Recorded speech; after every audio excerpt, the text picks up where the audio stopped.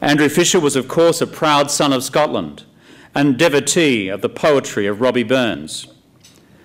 But his is a profoundly Australian story. The story of a modest man who started his working life at the age of 9 in the coal pits of Ayrshire in Scotland, but rose to lead his party into government with an historic parliamentary majority. He endured many hardships throughout his life. His years as a miner left lasting damage to his health. For representing workers as a union leader, he was blacklisted by mine owners from the coalfields of Ayrshire and also from the goldfields of Gympie in Queensland. His highest qualification was an engine driver's certificate, but he was never intimidated by a lack of formal education. Fisher was taught to read from the Bible at Sunday school. He had none of the pedigree or the opportunity of his conservative contemporaries, men like Barton, a former student of Sydney Grammar and Sydney University, Reid from Sydney High and Sydney University, and Deakin from Melbourne Grammar and Melbourne University. Fisher, however, was not an ideologue. He was animated by a profound sense of justice, a deep religious faith, a powerful sense of public service, a prodigious work ethic, and an extraordinary tenacity. He travelled more than any other politician of his generation. According to his biographer, in one 28-day trip around Queensland, he covered nearly 5,600 kilometres. He visited 36 towns, using train, coach, buggy, horseback, and even a railway tricycle. He received over 60 deputations, attended 51 meetings, and on one day alone spoke some 14 times. When he lost his seat in the Queensland Parliament in 1896, largely due to a vicious newspaper campaign against him, he went out and started up his own workers' newspaper, the Gympie Truth. His determination was unequalled. Fisher embodied the heart and soul of the new Australian Labor Party. In Scotland, he had worked alongside Keir Hardie, the founder of the British Labor Party and its first leader. In Queensland, he saw the dawn of the Australian Labor Party in 1891. He was among the first group of Labor candidates elected to the Queensland Parliament in 1893. He served in the world's first Labor government in Queensland in 1899. He sat in the first Australian Parliament as a Labor member for Wide Bay from 1901. And he wrote his own page in history by leading Labor to victory in 1910, the first Labor government in the world, and later becoming our first wartime Labor Prime Minister. Andrew Fisher was a nation builder. He took on a colossal program of work, and he left the legacy of a strong, effective national government.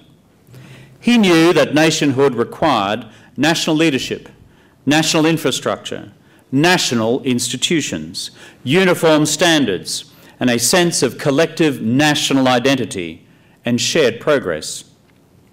He recognised what his times required. Fisher understood the importance of prudence and fiscal responsibility, so he worked hard to sustain a strong budget position and avoided debt until it was made inevitable by war.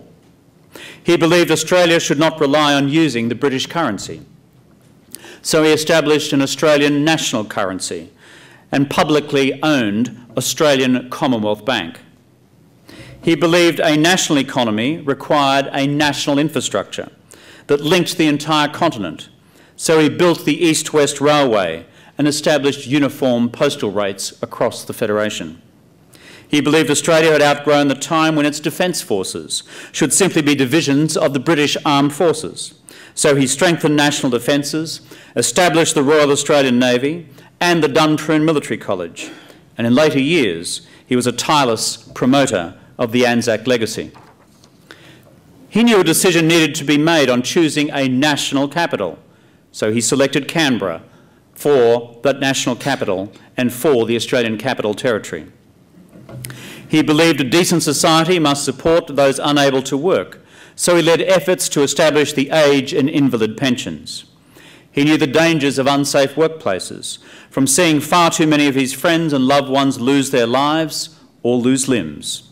So he fought passionately for workers' compensation in both the Queensland and the Australian parliaments. He'd seen how many women were so poor they couldn't even afford a doctor to be present when they were giving birth. So he established the first maternity allowance, the baby bonus of his time. He believed the new nation needed to develop its own sense of cultural identity. So he supported Australian artists and laid foundations for key cultural institutions like the National Library and National Art Collection, as well as establishing a new national coat of arms, which remains in place to this day.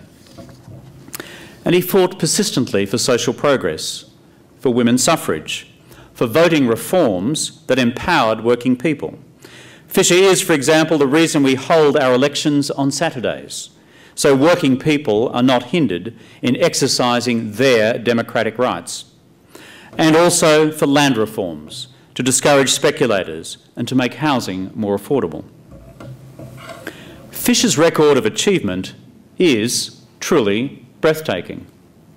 It may have been even greater had it not been for the outbreak of the First World War and the truculence of a highly conservative High Court of Australia.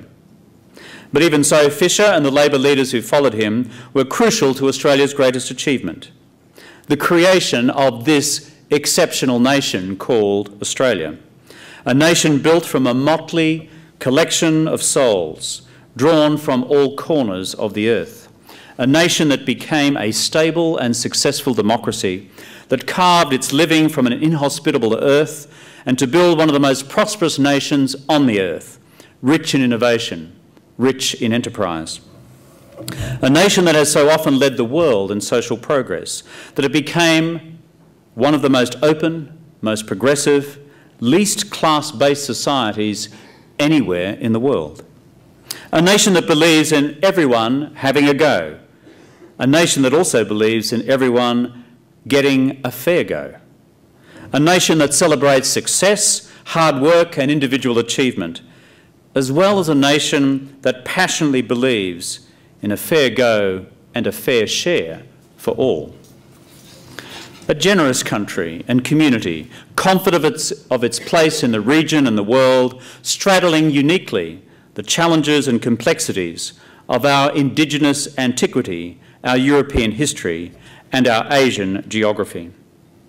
Each and every generation of Australians is confronted with the challenge of whether we take forward the project of building this stronger, fairer, better Australia, or whether they retreat to a more divided, insular, less generous Australia, one stuck in the past, fearing the future and railing against the uncertainties of a changing world. Andrew Fisher answered that challenge for his generation. He took Australia forward. He laid the foundations of nationhood for our modern economy, our defences and our great social institutions, foundations on which we are still building today.